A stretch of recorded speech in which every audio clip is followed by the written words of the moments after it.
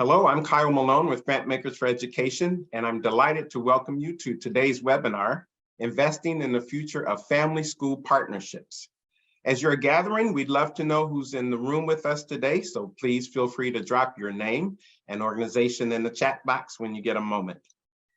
Today's conversation is a timely and critical one, as we know that family engagement in schools contributes to positive student outcomes, decreased disciplinary issues, improve student attendance, and improve parent-teacher and teacher-student relationships. We have an outstanding panel to lead us in today's conversation.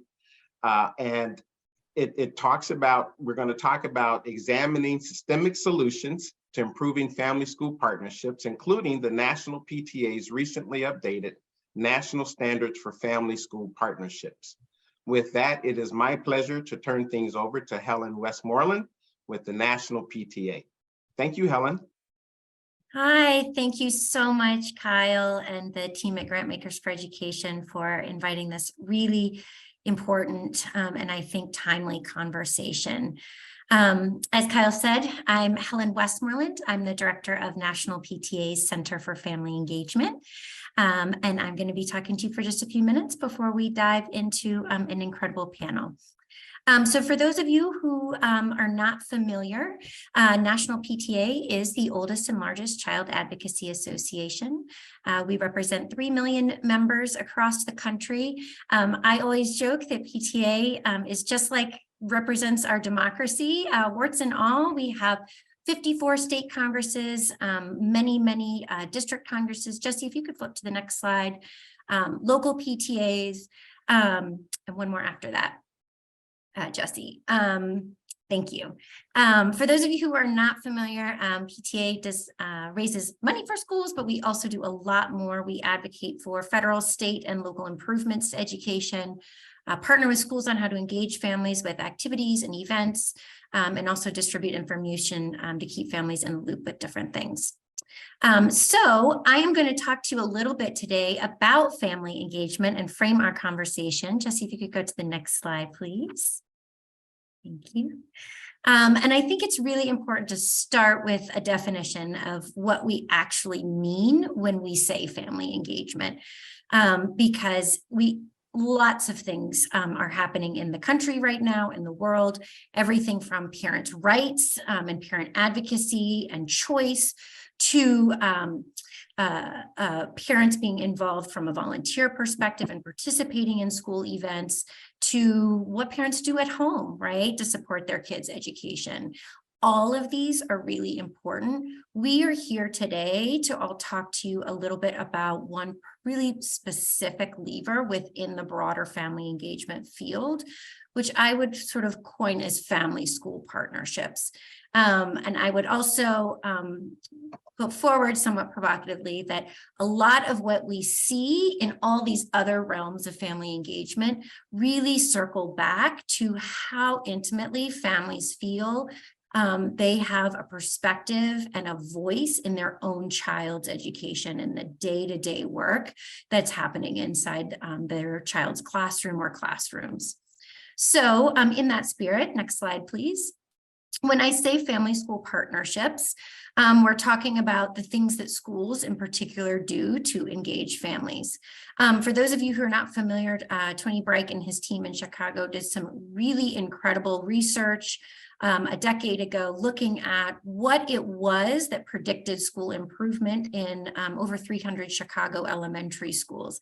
And they asked a million different questions and looked at a million different variables and found really 5 essential ingredients. So not surprisingly, these are things probably many of you are already funding: school leadership, how well teachers and educators are hired and supported in the classroom, whether there's a student-centered climate that values safety as well as whole child learning, and then a robust curriculum, right, that's grade level aligned and pushing kids forward.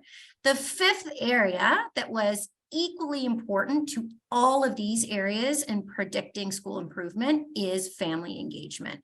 So I always like to think of this in terms of, if this is a lever that helps our schools and our youth just as much as these other things, we should be investing just as much as these other things in family school partnerships.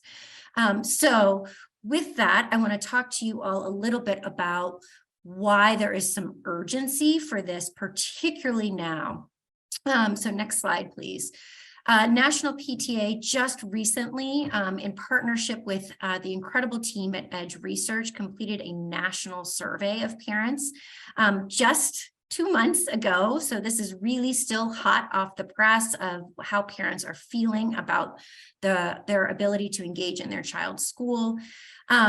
This was a representative survey of elementary, middle, and high school parents across the country. And I'm going to share some findings with you all today. Next slide, please. So from this survey, there were really 4 key takeaways.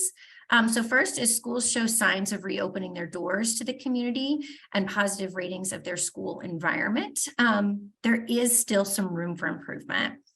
One of those areas for improvement is communicating effectively to support our students' success. And ultimately, how we strengthen schools' ability to collaborate with families is going to be key so that they can be engaged in some of these broader systematic ways. So I'm going to spend a few minutes doing some deep dives into these. I want to encourage you all to please put questions in the chat as I go along if you have them. If you want to see this full survey report, you can check out pta.org/standards where it's available. Next slide, please. So the first takeaway is that schools are generally reopening to the community and families feel pretty positively about it. More than 8 out of 10 families are allowed on school campuses now, and similarly, almost 8 out of 10 families would describe their school as respectful and welcoming. So despite a difficult past few years, families still feel generally pretty supportive of their school's efforts to engage them. Next slide. However, when you drill down into more specific experiences and perceptions, there's a lot of room for improvement. On these more specific measures of engagement, we find that families, our researchers, I think officially coined it meh, but are very lukewarm about the quality of their school's efforts to engage them. This is particularly true for middle and high schools, whose families typically rated their engagement efforts and environment much less positively than elementary schools.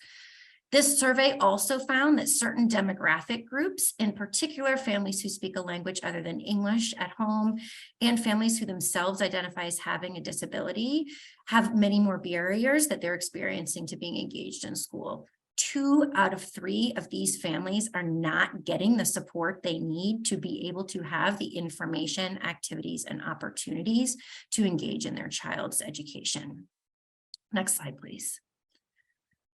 So in addition to some of these big demographic differences that really should call all of us from an equity perspective to pay attention to families' experiences in school in a day-to-day way, one of the other main areas of improvement identified in this research is communicating effectively to support student success. And I'll talk a little bit about this. These are related to PTA's 2nd and 3rd national standards for family school partnerships. So in particular, families want more personalized communication from their child's school. So folks are a little teched out. They want more honest feedback about how their child is doing. And they want the use of multiple measures of student progress to keep a pulse on how their child is doing. Next slide, please. One of the ways to address this is through better parent-teacher conferences. Which is one of the ways that a majority of families and schools are already engaging one another. Yet we heard from families that these conferences are not as useful as they could be. So I want to remind everyone on this call, in a time where everyone in schools is working super hard for our children, and we are all feeling stretched very thin, this survey reminds us that there are existing channels to improve family school partnerships that don't require a whole lot of additional programs or initiatives to make a big difference. If we're talking about making some big bets in family school partnerships that can also have a big difference, one of those areas is training for educators. There's strong support from families for teachers to have more training, both from a cultural competence lens, as well as just in some basic communication. Next slide, please. And as a final takeaway from this research, we know that strengthening how schools and families collaborate is key, not just for individual students, but also for all students. Families need help navigating the education system across demographic groups. Less than half of our families know who to turn to in their school for help or information. Families also want to feel like their input is being valued, and they're encountering some barriers, both from administrators and educators, to feel like they're able to share their thoughts with their child's school. There's good news, however. Schools can help families by sharing more information on specific things to help them better engage. So for the most part, we asked families too much information, too little, just right. They felt pretty good, but there were a few areas where they wanted a lot more information. Probably like many of you on this webinar today, a lot of those have to do with school budget and COVID relief spending, but also they want to know more about their children's socio-emotional well-being. So engaging families to have a seat at the decision-making table and as advocates for their children has long been a priority of PTA. And we are ready to sort of leverage this data to make that potential a reality. Next slide, please. And so one of the ways we have done that, as Kyle mentioned, is with the National Standards for Family School Partnerships. These are used by probably thousands of schools across the country as really the guiding light and barometer for what good family school partnerships look like. They are used by SEAs and LEAs also for accountability purposes, so monitoring for example, where Title I funds go.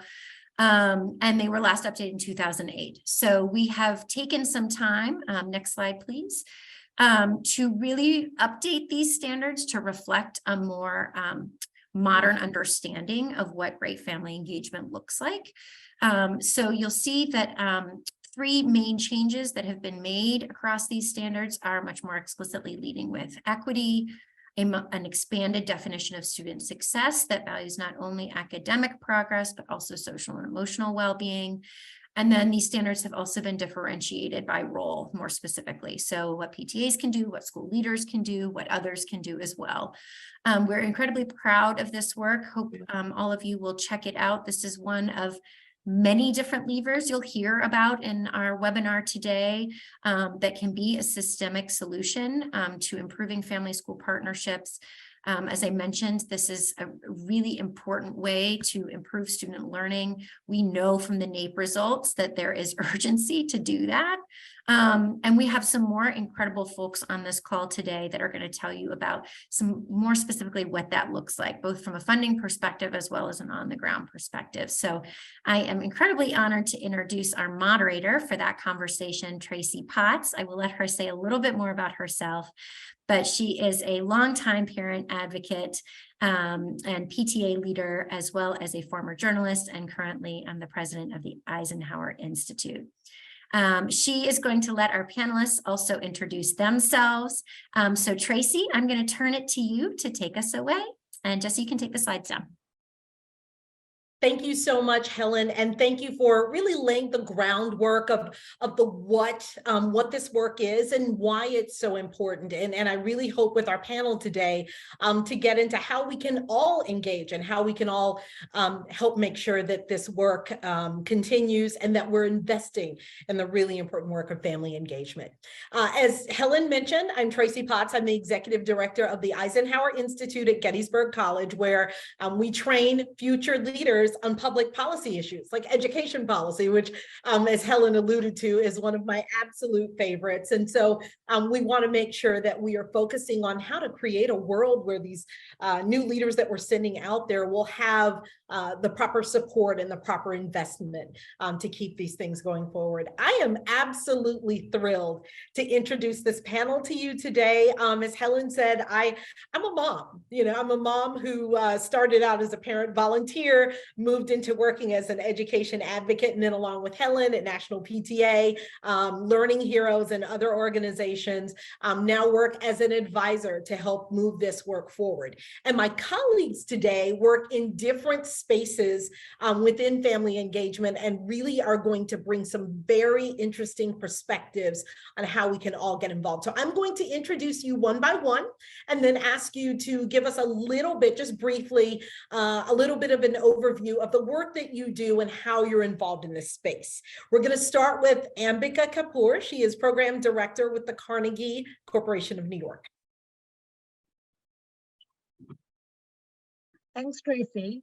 I want to start by thanking you and the National PTA and, of course, GFE for inviting me to join this discussion today. I'm Ambika Kapoor. I'm a program director at the Public Understanding and Education Portfolio at Carnegie Corporation of New York, a national philanthropic organization. Our grant making seeks to bring together families, communities, students, educators, policymakers, and the public in support of an equitable and high quality education system that prepares all students with the knowledge, skills, and dispositions that they need to participate fully in democracy and a global economy. I know that's a mouthful, but that's sort of our long-term vision. And what this really means is that we fund programs that bridge the gap between home and school, because we believe that when families are empowered as true partners in their children's education, students thrive, schools are stronger, and the whole community benefits. We want families to have access to the information they need to support their children's learning and be able to act as effective advocates for change. And one of the ways that we do that is by directly supporting organizations that listen to families, whether even the National PTA, the standards, we worked with the National PTA as a partner in that effort.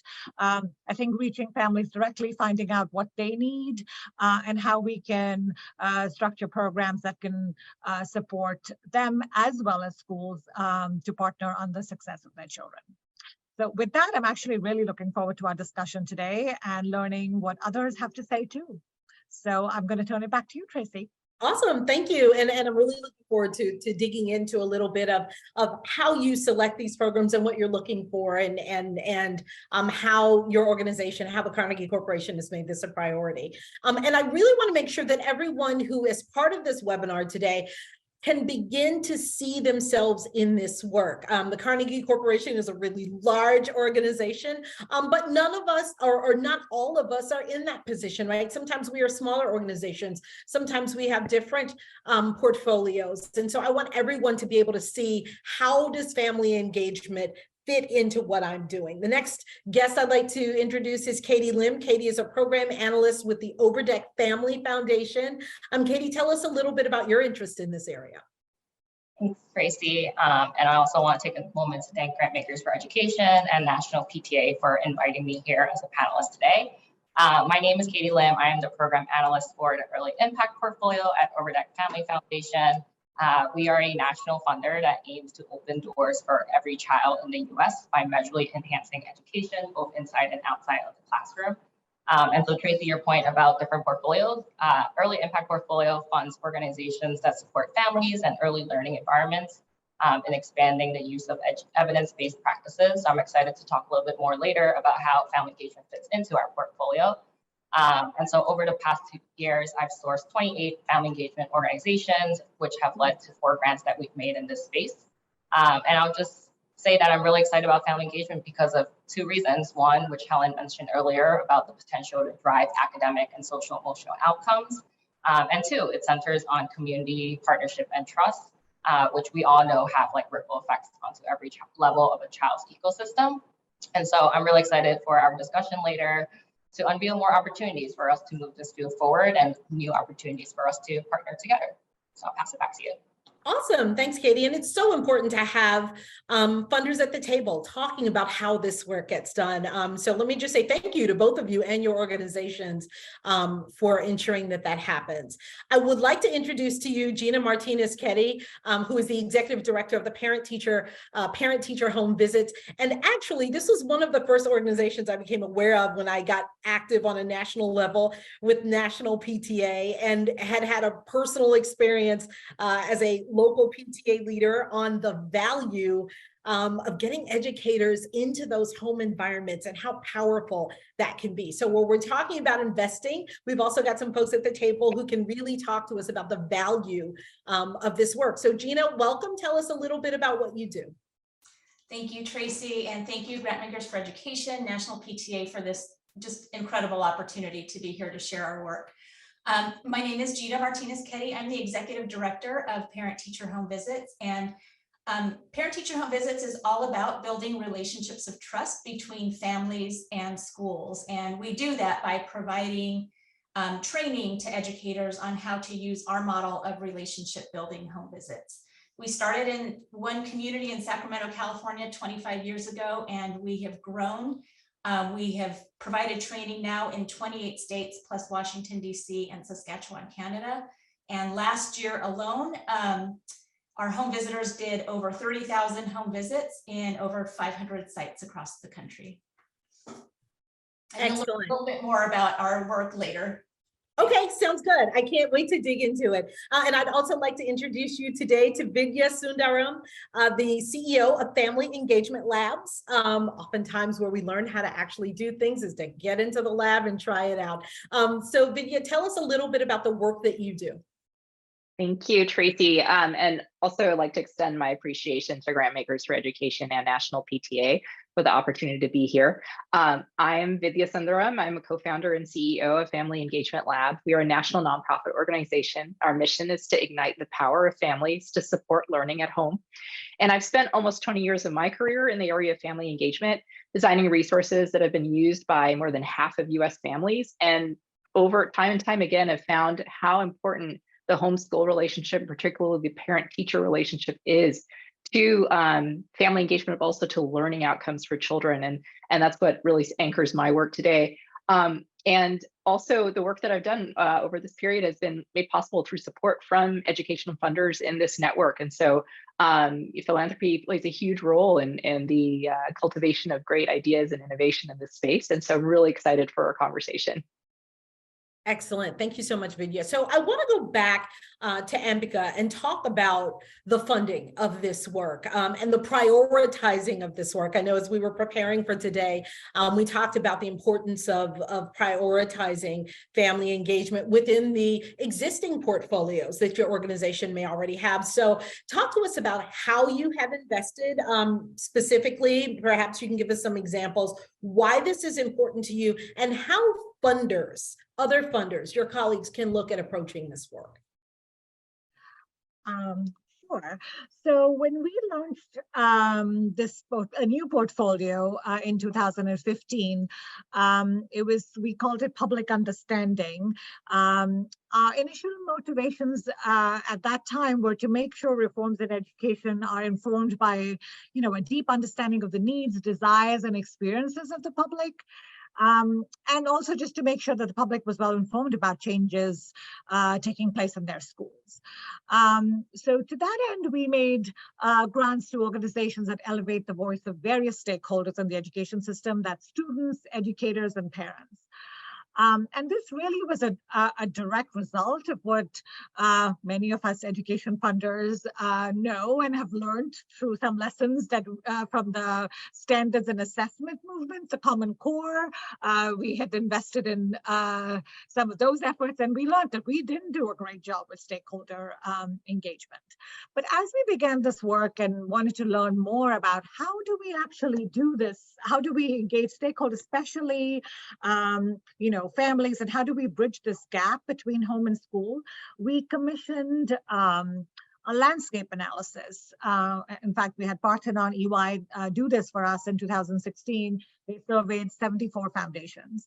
And what they found, that there was a growth in grant giving in the area of family engagement, but many challenges in this space, especially a lack of a shared understanding and agenda, even though, a lot of funders said that they were investing in family and community engagement, but the majority of investments were targeting advocacy efforts and efforts to organize support local organizations to organize families to support system level change. For example, if you actually cared, if you were a funder that supported charters, you may support advocacy around school choice. So there was very little sort of like listening and informing parents and partnering around student success.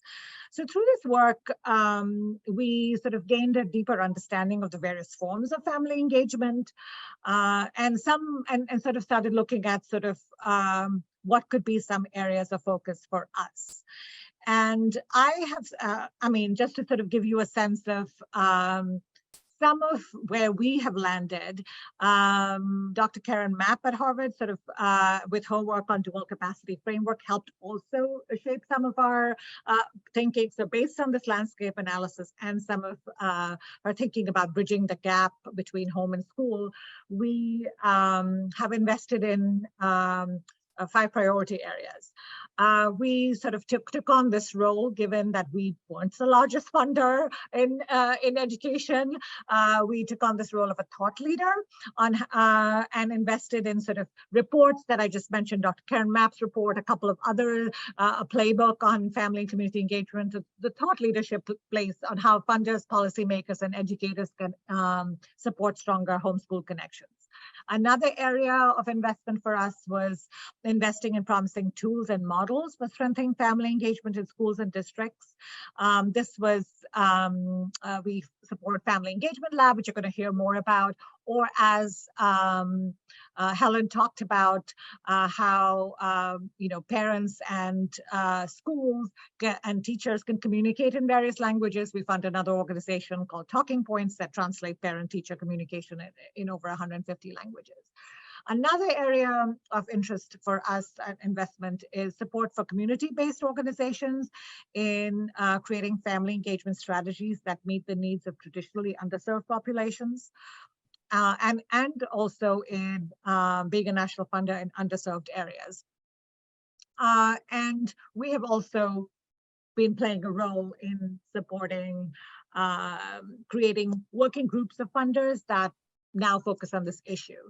A more recent, during the pandemic, when suddenly everybody was talking about family engagement, this is not a new concept. I mean, from the 70s and 80s, especially in the early childhood movement, we've seen that when families, when you invest in family engagement, you actually see greater student achievement. But during the pandemic, we realized when the barrier between home and school sort of came down, people were talking about family engagement a lot more.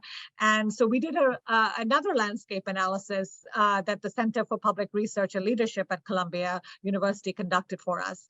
And they found that a new field on family engagement in education has begun to form. I wouldn't say, I mean, they attribute it to the result of all these new activities, but it is something that has sort of, the field is beginning to pay attention to, that this isn't just an add-on or a nice to have. It's sort of family engagement should be a priority for student success and how we do school differently. Well, that's really interesting. And I want to pull out what I thought was so valuable about what you said there, for people who are looking, how do I get into this? How do I begin to make this a reality as a funder in my organization, is you invested in the research to find your niche, right? You did the landscape analysis. You did 2 of them, I think I heard you say. Yes. Yeah. And then you invested in the research to find where is our place in this? Where is our place that fits with our existing priorities and goals and values, but connected to family engagement? Where are the gaps, right? There are organizations maybe working with empowering individual families, but what about communities? There are organizations working on specific topics, as you mentioned, but what about student success? I'm wondering, Katie, if that tracks with your experience with Overdeck, and if you could tell us a little bit about Overdeck's funding strategy, and also, how that's evolved over time. Yeah, happy to. I think, yeah, definitely research and like bringing awareness for what works, what doesn't work, and just bring that to the forefront so we can use that to move the field forward is really important. And for Overdeck Family Foundation, we are huge on learning, and so that is how we've driven our family engagement funding strategy, and has evolved in two ways, which I can share more on. The first way that our family engagement strategy has kind of shifted is it's not just a funding or portfolio area within our foundation, but something that cuts across all of our work at the foundation. And this was a huge part thanks to a push from Vidya of just making sure that every direct impact grant that we make, we're also assessing how they authentically engage with families to drive forward student outcomes. And then a second way that we've shifted and learned from our previous investments is within our early impact portfolio, family engagement is a key driver of, we see family engagement as a key driver for improving kindergarten readiness. And so we first approached this through light touch, one-directional communications, but learned two lessons from that. The first is that messages needed to be personalizable, which Helen mentioned, of just making that personal connection. Messages also needed to come from trusted messengers. And then the second lesson that we learned was that building capacity on both ends of that partnership, so the school side and the family side, is really important to making sure that there's a successful relationship between both parties. And once we shifted this strategy, we've noticed how building those strong relationships can drive forward student outcomes. And mentioned earlier, talking points, they've recently completed a study that found that district schools that adopted talking points, which again is a two-way multilingual communications platform, they noticed an overall decrease of 15% in student absenteeism compared to their counterparts. And so seeing this evidence, knowing there's also a bunch of other evidence in the field, we're really excited for family engagement, and not only to scale and meet the growing demand for family engagement, but to understand impact and find ways that we can decrease costs while maximizing impact, knowing that schools will be determining which programs stay in school as we're nearing the federal funding cliff. Really interesting. You said a couple of things I think are so useful, looking at what works and what doesn't. You're looking for models that can be scaled, right? Things that work in one area that we can certainly use in other areas. And the fact that you talked about this cutting across all of your work. In my work with National PTA and my work with Learning Heroes, we often talk about the fact that family engagement doesn't need to be in a box over here in a corner. And we do family engagement today, and then, you know, Wednesday or next week or next month, we focus on something else. This can cut across all of the work that we do in terms of funding education.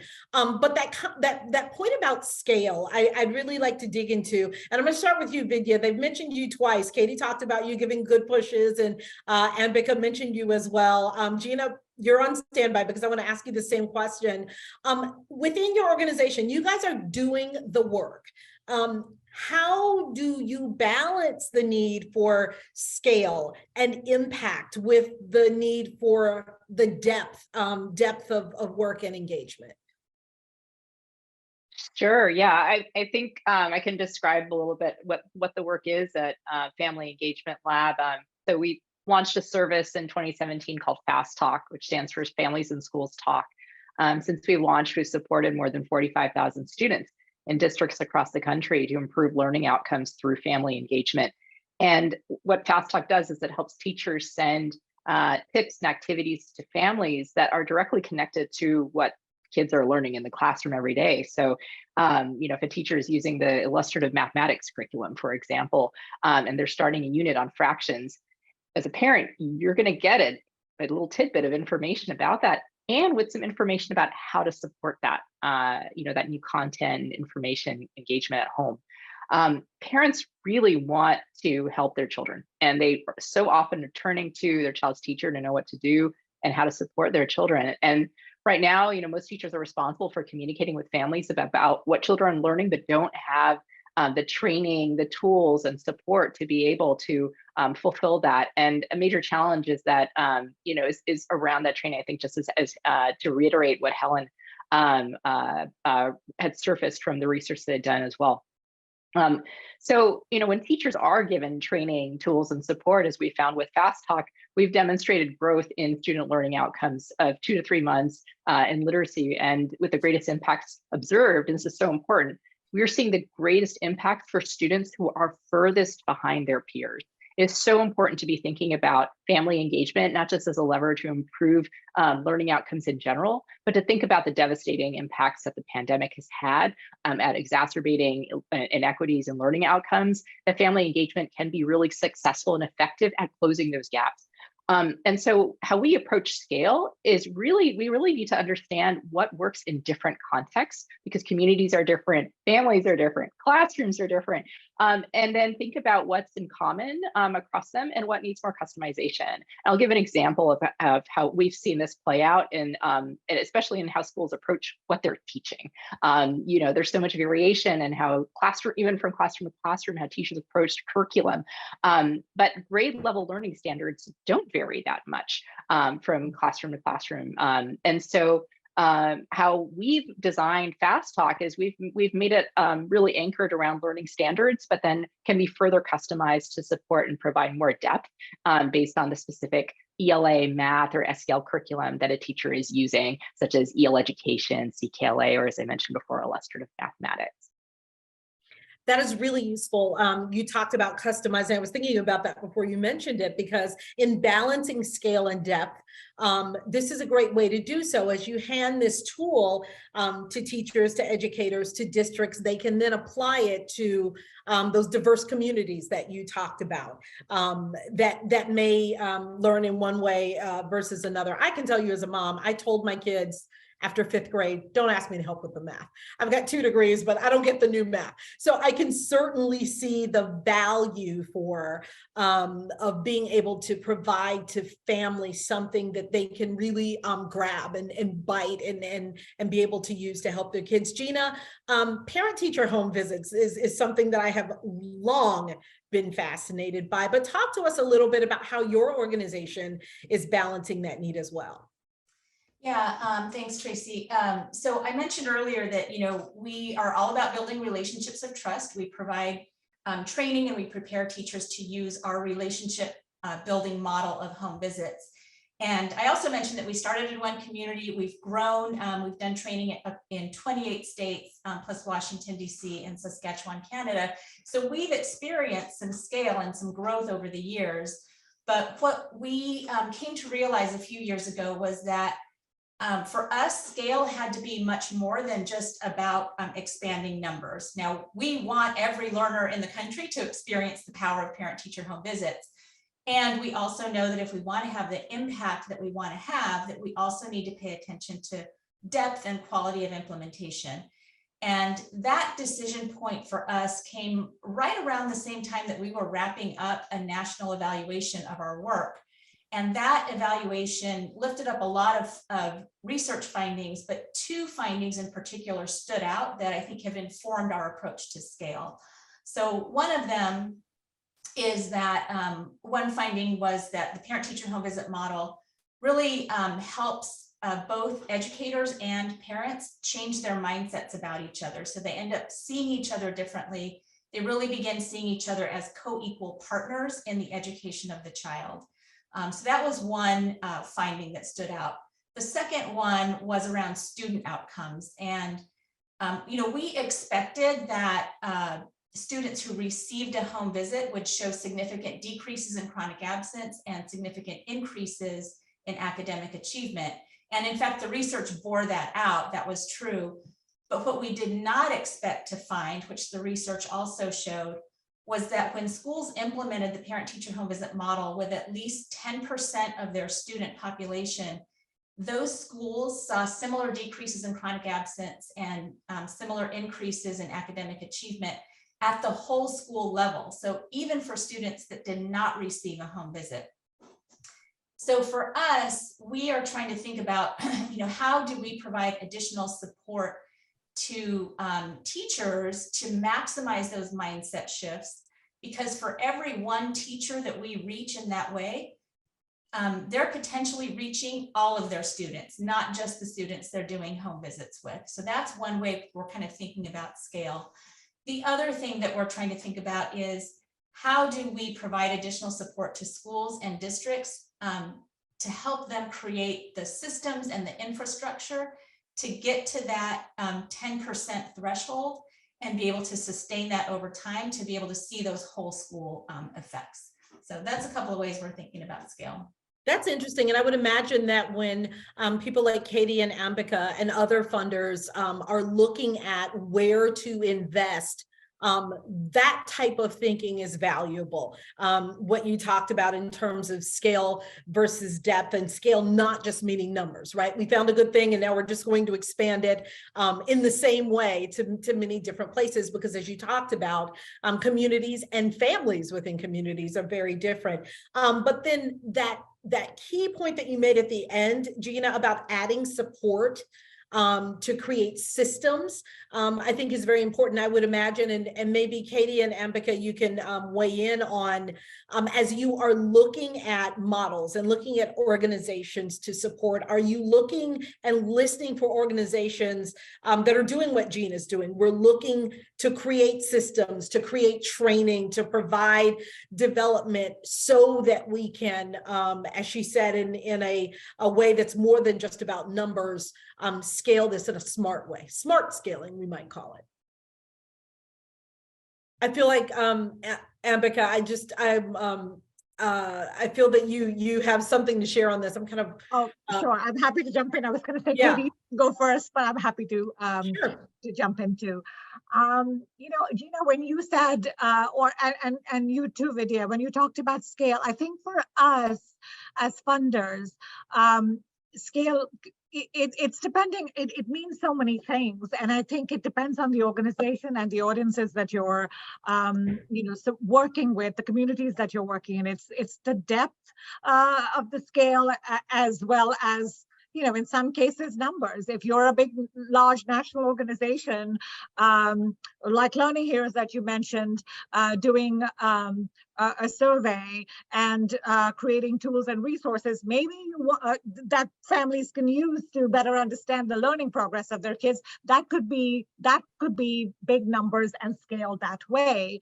But if you're working in a particular community, I think for us, it's important that we think about scale. If it's a innovative model in one particular community, is that model reaching that one school? The families and schools are partnering. Is it sort of the whole district? So we ask those questions a lot, and that's, as funders, I would sort of say, one of the ways that I think we can think about it is really starting with what the community needs are. One of the ways that we actually, you know, you asked the question even about supports, and a model that we try, innovative way that we thought about our grant making this year, being a big national funder, we were like, where do we reach, and how do we reach communities directly about family engagement? This is such a local issue. Local communities have solutions to their own, you know, their own. Let's use the same word, issues, as I say, their own problems or their own local context. So we issued a first, for us, at least in the education program, our first ever RFP. And what we found, an RFP, it basically was around like, well, if you partner with the school district, come to us. If you partner with the school district around student success, so that home to school partnership was important, and come to us with your ideas. And we received 900 applications, but true to the whole idea of like stakeholder engagement, we actually reached out to stakeholders across the country to help us even review the proposal. So we had teachers, we had you know, students, we had school leaders, we had parent leaders who helped us review the proposals, and we identified 10 organizations to fund. And they're a diverse group of organizations that we wouldn't have reached. A group working with Native American populations in South Dakota, a group in Alaska, you know, janitorial workers in LA, a group working with family grandparents as caregivers in Philadelphia. So there are many entry points into this into this work. And we are also, bringing together this group of organizations in a community of practice. So they could learn from one another, but we could also do some listening and learning about how does family engagement play out in these communities? How can we support, as national funders, support these efforts at a local level that might have that national impact that others can weigh in and learn from. Yeah, and Becca, I think you make such an important point there that funders can do more than just investing, although that is critical, but you can also serve as conveners for this work. And that's really important. Katie, I wonder if you can speak to that, and also to an interesting question we've received. I remind those who are joining us, please drop your questions in chat. I know there was one about the research. If you take a look, we have posted the link to parent-teacher home visits research, also to Carnegie Corporation of New York's funding approach, and we'll continue to do that. But this is an interesting question. I'm going to throw it at you first, Katie, but anyone feel welcome to answer. What survey strategy have you found to be most effective with families? What survey strategy have you found gets the most responses? Thanks, Tracy. Maybe before I answer that question about the survey strategies, just about the convening and just where we can, like our unique spot in the philanthropic landscape. We actually did like a mini convening. Vidya can speak more about this, but we did a mini convening of our family engagement grantees just to surface learnings, create a space for organizations to just come together and share best practices and uplift needs. And I think one thing that how we've approached our funding model is through, we see our sweet spot of supporting innovation, evidence building, and growth. And so to the point about scaling, we want to make sure that, yes, we're growing and we're reaching more families, but are the families equally experiencing that program in the same way? If not, what are ways that we can innovate and change the way that we're providing our programming so that all families are experiencing the same level of impacts or even more, so that we can like drive the field forward and improve student outcomes.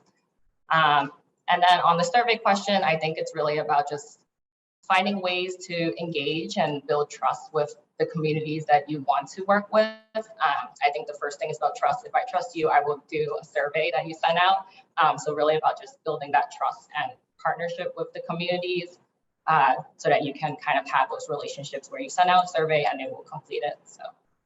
Excellent. Very, very useful. And it's interesting too to see the synergy between your approaches in terms of convening and sharing best practices. I do want to get to this very important topic about equity. It comes up repeatedly. As you saw, it came up during some of the research that Helen presented. The national standards for family school partnerships have been updated with specific approaches to equity.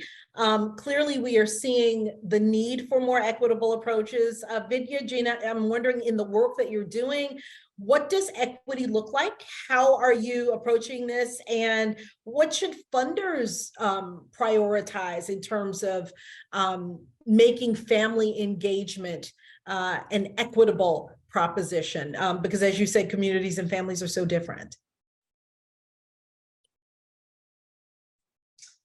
I can jump in here. So we, in this past spring, we did about 200 empathy interviews with our home visit educators to explore this question of how does equity live out in our work? And one of the things we heard loud and clear was that a lot of them were receiving equity training through their school district and learning like the concepts and the brain science around bias and all of that. But the gap was in translating that into practice. And so what we have, and at the same time, we heard them talk about how their experience of home visits actually allows them to live out like equity. What I took away from that is that equity has to be a lived experience. It can't just live up here, that it's got to live in our lives. And what we heard from our home visit educators is that their home visit practice allows them to do that. So in getting to know their students and their families, it changes the way they relate to them. It changes the way teaching and learning happens.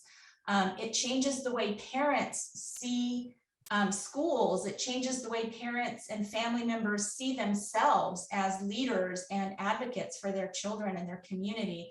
And it changes the way that students experience school and in the way that they have a sense of belonging and know that adults in the school and care about them, and that they care about their families as well, and that they have this web of relationship around them that are really rooting for them and kind of collaborating for their success. And that, you know, we've heard story after story after story of students going from very withdrawn, unengaged in school,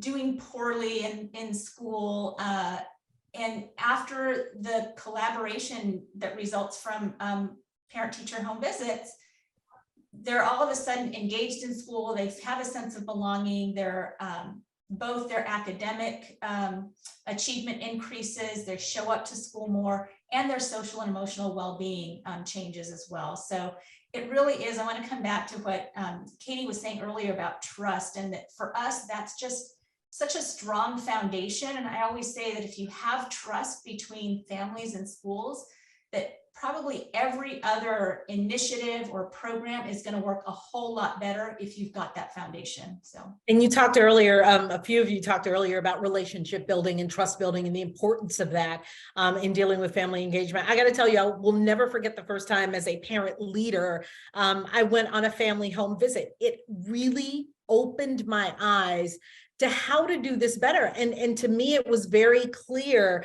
We often talk about family engagement as a two-way street, right? We want to engage families, but that educators can also learn. And it's a really good example of how we can make that two-way street of family engagement a reality. Vidya, in the work that you've done, I'm wondering if you can address equity. And then also, we have a few minutes left, but we have an interesting question that's come in that I want to make sure we get a chance to squeeze in.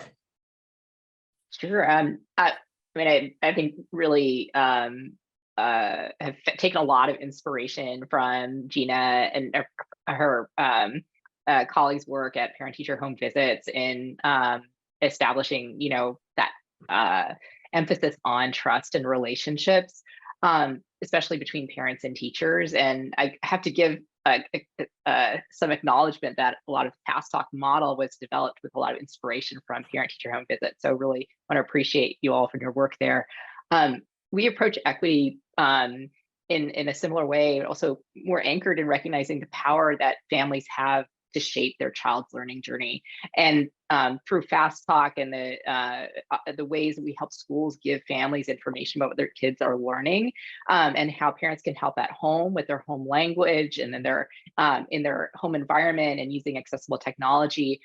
Those are some of the sort of concrete ways that we think about equity in our work. But I think that at a foundation, it's really anchored in just this power of families to shape learning outcomes is so important.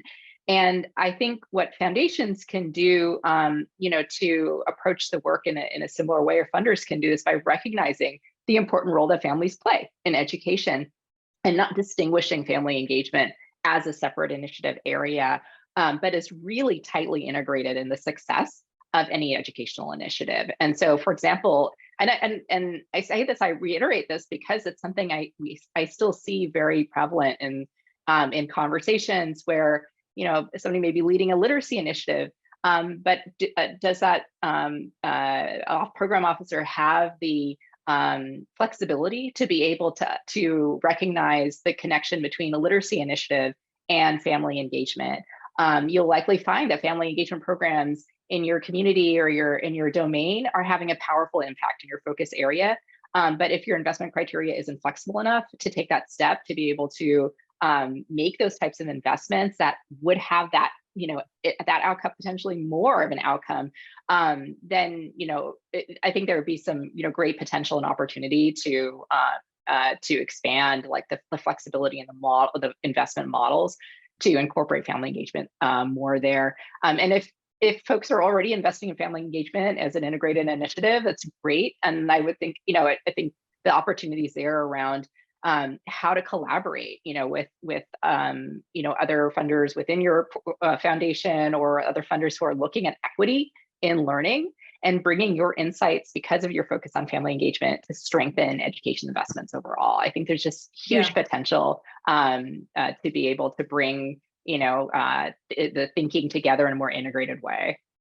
We've got about 3 minutes left. And if we have time, I would love to give you guys I'm going to give you a heads up, a 30-second lightning round each. It may turn into a 20-second lightning round to give us kind of your big takeaway and entry points for people who want to hop into this work. But as a final question, and this may be best addressed to Gina and Ambika, how do we get educators comfortable with family engagement? I'm going to kind of try to synthesize these two questions together. Comfortable being in spaces with families. We talked about differences. We talked about equity. Culture is a big part of that. Educators are trained to educate, but the need to have families and educators in the same space, particularly, Gina, if you're talking about home visits, how do we get people being comfortable with being uncomfortable? How can we encourage educators to develop these types of skills? So just very quickly, I think training is absolutely critical in giving them that time and the space to not only learn kind of the practice around, for us, home visits, or in more generally visiting families or being in relationship with them. So the training in and of itself is important, but also we always create space for them to identify what are those barriers. And we really ask them to do some mirror work to identify what is holding me back from going and visiting a family, and really encouraging that honest kind of self-reflection, and then offering a space for them to kind of help each other move through those barriers. The other thing I want to say quickly is that we follow an action reflection model. And so we encourage, go try something, baby steps, try it, come back and reflect on it, and go try it again in a different way, perhaps. So we are really down to about a minute or so, but I would love to ask you all if you can summarize in one sentence, what is your takeaway for funders? Somebody's on this webinar saying, this is all really interesting. How do I jump in? How do I, remember jump rope when you try to figure out when to jump in? Someone's trying to figure out, how do I jump in here? Katie, I'm going to start with you. What's a great entry point for folks to think about? I think the one thing that's like resonating with me, and similar to jumping a jump rope, is really partnership. So we're all here to partner. If you want to dip your toes or learn even more, I think partnership is really what drives the field forward, regardless of whatever field it is. So family engagement. So if anyone wants to learn more, I'm happy to be that partner in how family engagement can show up in your funding strategies. Fantastic. Ambika, a couple of words or one sentence. What's the best on-ramp or entry point for someone who's really now excited about getting involved? I was going to say partnership, but I'm going to take it slightly differently. Just Katie said that, but I want to emphasize that too. But I would say that I think one of the gaps, and based on what we've heard on this webinar, and even based on the last question that Gina just answered, I think one of the gaps we have seen is that I think we need to invest in building the capacity of educators at all levels to partner with families more equitably to support student success. And that could take many forms, whether you're supporting efforts on high quality instruction materials or investments in pathways to post-secondary success, whatever your funding strategy might be. I think we need to sort of think about how do we engage families as true partners. Great, thank you. Vidya? I was going to say exactly what Ambika said, so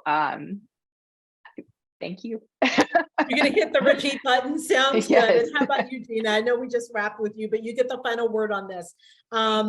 Entry points. What for somebody who's really excited about this? How do they hop in? Go do a home visit with someone, a colleague, a family, a teacher who can help you think about things a little bit differently. Good point. I am so appreciative of all of you joining today. A wealth of information. Thank you. Thank you for having me. Thank you for Grant Makers for Education and National PTA for hosting us. And Kyle, I'm going to turn it over to you. Thank you, Tracy. And unfortunately, we have reached our time today, but as you can see, this is a conversation that will continue beyond this webinar. Please join me in thanking our excellent panel, Tracy, Helen, Ambika, Katie, Vidya, and Gina for an outstanding presentation on opportunities to deepen and scale family-school partnerships and the role that funders can play. We will have this video of today's webinar available on our website next week, and we encourage you to share it with your colleagues inside and outside of your organization. I'd like to invite you to join us for upcoming programs. Next Monday, we will continue our series on Asian American Pacific Islanders, focusing on funding Polynesian and Micronesian populations, followed by our bi-monthly out-of-school time meetup on December 6th. And then our final program offering for the year will be on December 12th, The Future of Education, Investing in Policy That Transforms Learning. Thank you again for sharing part of your day with us, and have a great afternoon. Take care.